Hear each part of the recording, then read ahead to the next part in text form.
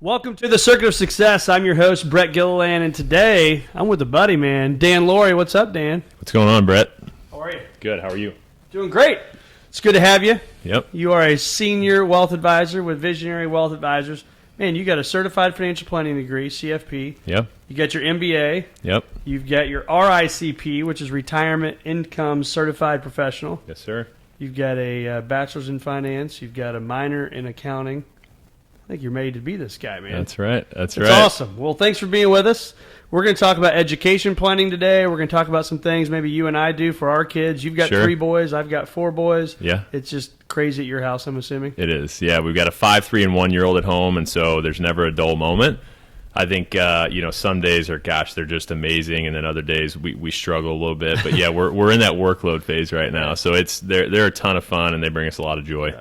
I don't know about you, but yours are a little younger than mine. But, you're running around. It's chaotic. And then it's like, don't you sometimes just like, I want some peace and quiet at night right before bed? But it's usually like you just got to hit the bed and get right to sleep. And next thing you know, you do it all over again. But it's fun. So we'll have to get all the boys together sometime and let them just, bounce off the walls or something. You sure you want that chaos? No, I don't. We just did our playroom. We took all the little kid stuff out, and now it's empty, and it's basketball hoops, and now they're just dunking and beating the crap out of each other. That's awesome. It's nuts. So, well, you are a volleyball stud. That's what I'm going to call you. You're a financial planning stud. Yep. Your wife is a volleyball stud. Yes. And just an overall great person, Colleen. You guys are both in your university's Hall of Fame for volleyball. Yeah. And you also run Edge BVC, so Edge Beach Volleyball Club, right? Yeah. So tell us about that.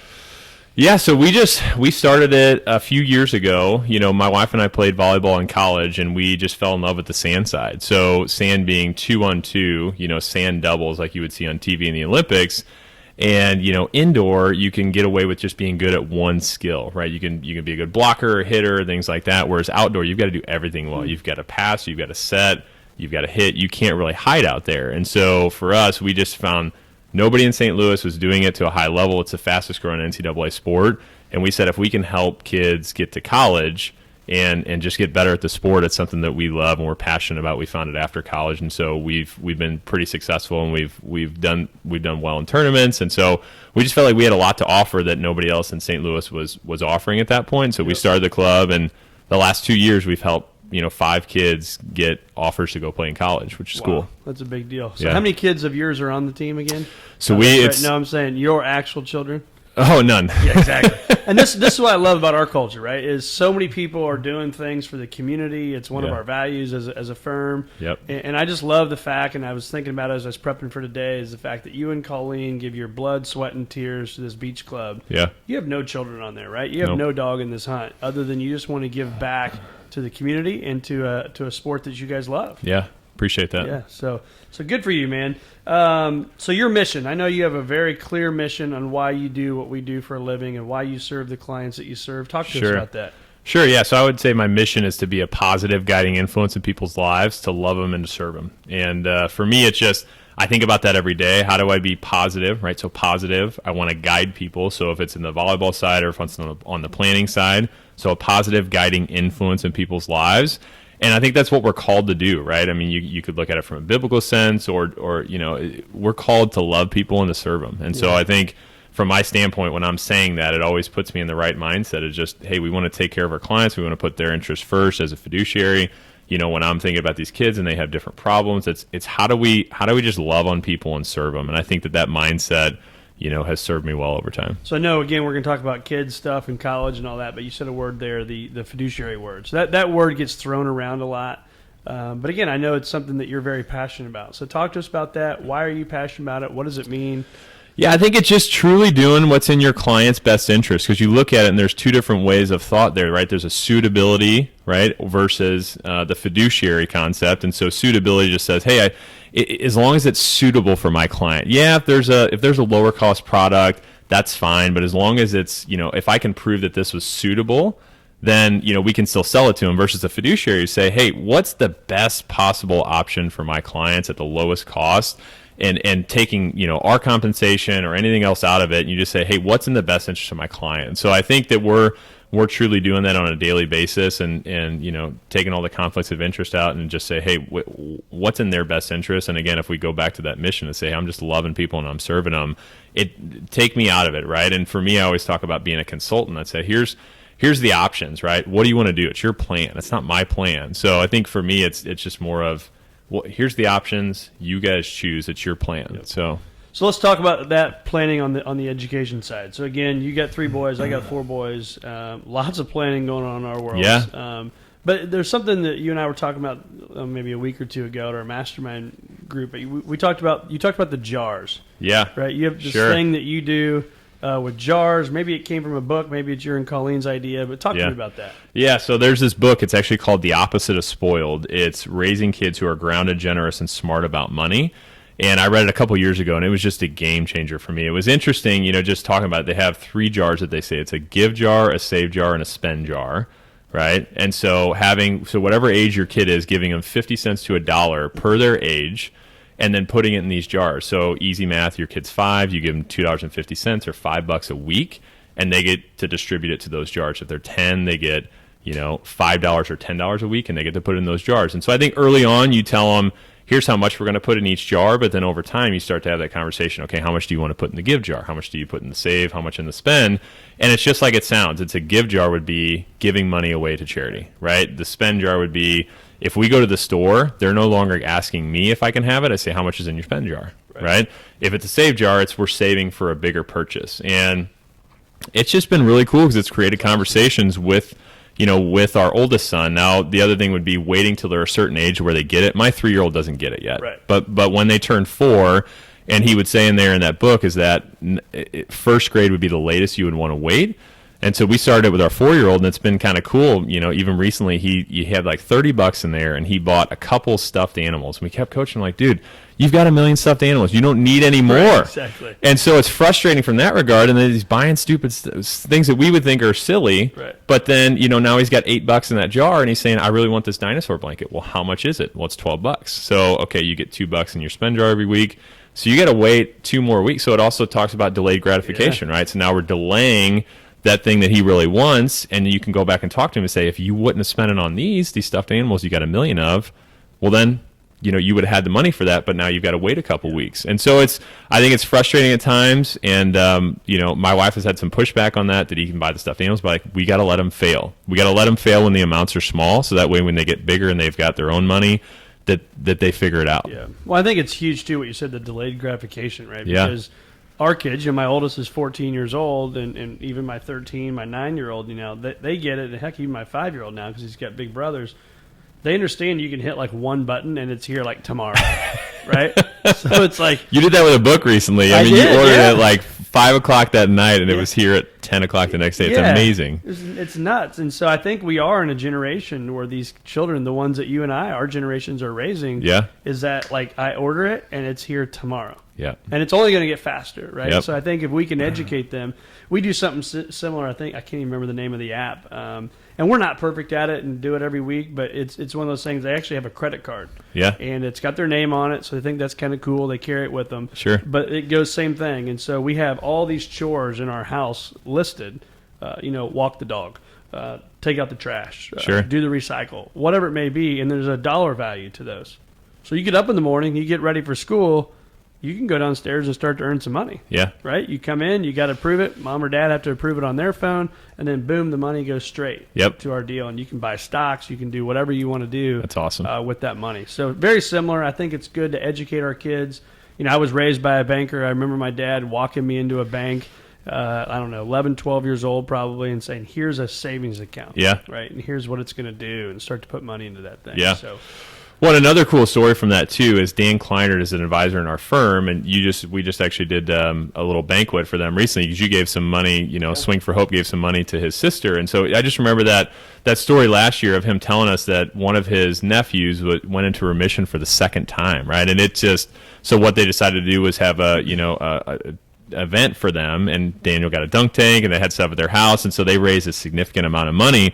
But I just thought maybe this would be a cool thing for Everett to be able to give money to. He's got $50 in that jar. It was almost a year. He hadn't done anything with it, and I just explained the scenarios. I said, hey, this little boy's, he's got cancer, right? And it's come back a few times, and he's really sick. And I just explained the gravity of it. And I said, Mommy and Daddy gave some money to it. Is that something that you would want to give money toward? And he said, yeah. And so one thing they talk about in the book is being able to have them go, and if it's a charity, give it to that program director to be able to have the money, hand it to them, and that way they feel, they get to feel it themselves. And so I went into the office with him one day, explained the scenario to Daniel, and maybe I remember it more than he does, but to be able to see him hand that $50 over, and Daniel showed him pictures, he said thank you, he just, to see that conversation was pretty cool. And so I don't know what comes of it, but I think if we can do that more consistently, he gets to choose what charities he wants to give money to, and then gets to hand it to people and see it in work and action. Hopefully they're more generous. He just pays attention to that stuff more over time. Well, it is funny because, to your point there, it made me think of something. My oldest got a bunch of gift cards for his birthday. He was going to go buy. He likes sports, but he loves the piano and guitar and all this stuff. And he wanted this big electric piano. And those, they're not cheap, right? Yeah. But he got a bunch of money from Grandma and Grandpa. We threw in some money, but we gave him the cash, right, versus the credit cards. I wasn't there. My wife was telling me about this. He goes in and he's thinking differently now because he's physically holding this cash. Yeah. Right. And he went down a notch and still got a great, electric piano, but it made him think. Yeah. Right. So I don't know. I just think it's good for our listeners to hear different ideas and strategies and things people want in our industry are doing. Sure. People in the same boat as them. Right. Sure. We got kids it's crazy busy life, but we got to educate them because the world, I don't think the education system teaches people about money like they should. So no. So that book's been good, and I think another one for some of the listeners too. I think you and I do this every day, right? I'm in my 11th year of doing it. You're in, 20, almost 20, yeah, almost 20 years now. Another book that I read is Making Your Kid a Money Genius, Even If You're Not. And I think for us, this is a little bit more second nature. We've been doing it for so long, but for most people out there, they haven't spent as much time as we have, doing this, and so it's got a lot of good stuff, whether it be insurance or investments, Roth IRAs versus IRAs, HSA. I mean, it explains all those differences out there. And so that was a book that I think it was a little bit more second nature to me, but for most folks, it would provide a lot of good info. That's awesome. So let's talk a little bit about, 529 plans, UGMAs, UTMAs. People have probably heard of those. A lot of people probably know them. But what are your thoughts on those? Yeah, I'm just, for me, I would prefer the 529 plan. The UTMA and the UGMA, I've got, one client who uses those. So just for myself and my client base, I don't use them a ton. Now, I think that they can be good tools and strategies. But, so some of the downsides that I don't like about the UTMA and the UTMA would be the Uniform Transfer to Minors Act, UGMA, Uniform Gift to Minors Act. And I think kids can get access to it too early, right? UTMA is age 21. They get all of that money. And so when I say get access, you hand it over to them, right? It's not your account anymore. It's their account. The UGMA would be age 18. Generally, it terminates at that point, and they have all of it. So it's one of those things. It's irrevocable transfer, meaning when you put money in there, you can't get it back out until they reach that age, and then they have all of that money to do with what they please. You can't get access to it. So it's, I think for some clients it can be good, right? Because if you want to hold stocks in that account, you can't do it in the 529 plans, but you can in the UTMA and the UGMAs. You can even put pretty cool financial real estate, automobiles, you can put that in the UTMAs. So if you've got a client who what if really I put wants $5,000 in it and I want $1,000 of it for the kid's car when they're 16? Can't do it. Yep. Whereas the 529 plan on the other side is used a little bit more for education, right? You get a little bit of a tax deduction going in. It grows without taxes. As long as we use it coming out for college, we pay no taxes, right? So it's got to be tuition, room and board. We think about books, computer, printer, things like that. As long as it's coming out for that, then it's coming out tax-free. And so for me, I would prefer that bucket. And some people would say, well, what if they don't go to school? What if they get full scholarships, right? So one thing that we always tell people, and a lot of people don't know this, is the basis, meaning what you've put into those 529s, it comes out without taxes. So easy math, I've got, $50,000 of basis. So it's worth $100,000. I put $50,000 in, so we've got $50,000 of growth. That 50 comes out tax-free, but then that other 50 would then be 10% penalty in taxes if it's not used for school. So we can get some of the money that we put in there back out, but we can also, we've got flexibility with that to transfer it to other kids. I've got 3 boys. Say my oldest gets a full scholarship or doesn't go to school, well, I've got 2 other kids I can transfer it to. I can send it to grandkids. I can do a lot of things there. Nieces, nephews. Yeah, exactly. So we've got some flexibility. I think a lot of people, like you, we all have the cutest, smartest, best athletic kids on the planet. Absolutely, right? That's right. Well, so my wife is 6'2". I'm 6'7". So you guys actually might. Yeah, we might. Yeah. When I say it, I'm kidding. But when you say it, there's actually a really good chance that's true. But, your wife's 6'2". Yeah, I know. I don't like it when she wears like a little bit taller heels and I have to look up to her. But anyway, that's a whole other podcast. I don't even know where I was going with that. So what if little Laure gets a full ride, right? And that's that's the last child, right? So let's say the littlest one gets a full ride. I've got $50,000 sitting in there. Yeah. Do I have to pay that 10% penalty? So again, it depends on how much you put in there. So the other thought would be is you can wait to see. A lot of kids now are doing master's programs. So I've got a client who actually he didn't use the 529 plan money for their undergrad, and that they're actually both going to go and do masters. And so he's using it for their master's program. And I think it depends on what kind of financial position that the kids are in and the parents, when they're getting out. And so the other thing you could do is you could gift that 529 plan money to them and have the kids use it, and they could take it out at their tax rate. I mean, I just think there's a lot of options with it, and people aren't always explaining those options with the 529 plans. They say, hey, if it's not used for school, then it's all taxable, and that's not actually accurate. Right. So, yep, very good. So let's go back a little bit. We talked about, I meant to ask this earlier, but because some people, I said, you got the chores. You said no chores, just give them the money, educate them. Yep. What are your thoughts on that? What's your philosophy? Chores, yeah, no chores? I don't know. I mean, that book would say that do not tie an allowance to chores, because then your kids might wake up one day and they say, hey, I don't need money. I'm fine. I don't want to do the chores. Mm-hmm. And so you might wake up and be in that position versus just saying, hey, you live in this house. This is what we do. Mom and Dad, I don't want to do the dishes, right? I don't want to fold clothes, but that's just what we do as a member of the household. And so that's I think how you earn your keep. Yeah, that's how you earn your keep, right? And so that's, I think, the position that we're going to take, and using money more as a tool versus tying it to chores. But I also get the other side of tying it to chores. Now, if in this scenario, again, in that book, he would explain too, if they want to earn extra money, well, then there's extra ways we can do it, right? And that would probably be chores, right. But I think it depends on the person. Everybody's different, depending on the way that you were raised. But for us, I think we're saying that we don't want to tie it to chores. We want to use money as a teaching tool, and just over time, hopefully they'll figure it out and be good stewards. So flipping off of education now, I mentioned these credentials, right? You got your MBA, you've got your certified financial planner degree, you've got your retirement income, certified professional, so RICP. Those things aren't just, hey, I'm going to go across the street and go take a test. So talk to me about that. Why was that so important for you to get those credentials for your clients? Yeah, the MBA, I was trying to figure out what I wanted to do after school. And so that one, I started going into coaching. I'd always done volleyball coaching in the summers. And I said, hey, I want to get my MBA and just, figure it out. And I want to go coach. And so I did that for a year and I hated it. I was in Chicago. I was away from my, girlfriend, now wife. And with coaching, you've got to go to where the jobs are. So we had a friend go to North Dakota that year. And I said, I don't really want to start moving around the country to try to work my way up. And so I had another grad assistant job open up down here where I could finish my master's. And so I said, I want to do that. Well, then I'm coming back. And I said, I've got this finance undergrad. I've got an accounting minor. I've got to figure out something to do.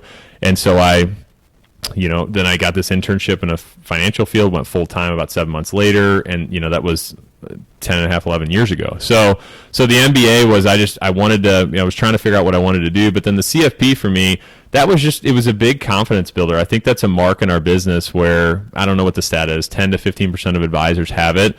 And, just to be qualified and certified to say, I truly know what I'm doing, right? Because what you don't know will hurt you, right? What certain advisors or people don't know, it can hurt them in their plan. And so for me, it was just a huge confidence builder to know that I can walk in any conversation and I can be able to impact and influence them and their plan. And then just the RICP was more, how do we take income as we get clients who are aging and closer to retirement or in retirement? How do we spend down money in retirement? How do we make medical decisions, healthcare decisions? All those different things. We were getting more and more questions about it. I said, this is probably something I should pay attention to. And so we're always looking for ways that we can benefit our clients with different designations or certifications. And so that was one of them that I felt like was, what's important. That's awesome.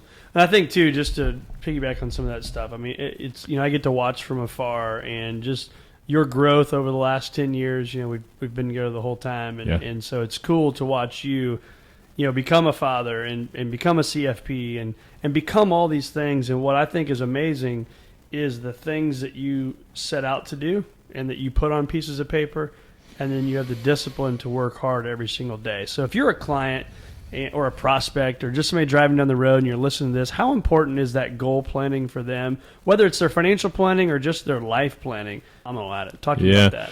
Yeah, I just think it's really important. I think just growing up in the scenario that I did, I struggled a little bit. Parents divorced at a young age, and so I was the first one of my brothers to go to college, and I was the only one. Boys? There's 5 of us. Yeah, so only one to go to college and get a degree, and I don't know. I think part of it's a faith, and just God, has blessed me, and that's been extremely important. But you have the ability to change your life. And I just think for me, it was getting into that internship, and then I started to find some of the self-development and Jim Rohn and Zig Ziglar and some of those guys. And then I kept reading and growing. And for me, it's extremely important to better myself every day. I said, I love my wife, and that's something that I want to make sure I pay attention to, because I saw it with my parents, and we struggled there. And the financial side is we struggled growing up, 2 small business owners, trying to make it work. And so for me, it was, I wanted to change that, and you have the ability to change that. So for me, I just don't think it was an option. I just thought about it so much that we struggle in that scenario growing up, and I can make it different. And I think that's what I do every day now, is just my faith is something that I'm trying to grow in. My fitness is something I'm trying to grow in. And then same with my business. We're constantly trying to get better there. And so I think about that stuff a lot, and then I just work on implementing it versus talking about it. And I think too is you've got the end in mind is very clear, right? Because when I talk to people about goal planning and life planning, strategy planning, and financial planning, whatever it may be, if I don't know what I want to do in the future, right, it's really hard to then like today we'll go downstairs after this and grab some lunch, and I'm going to debate on the French fries or not.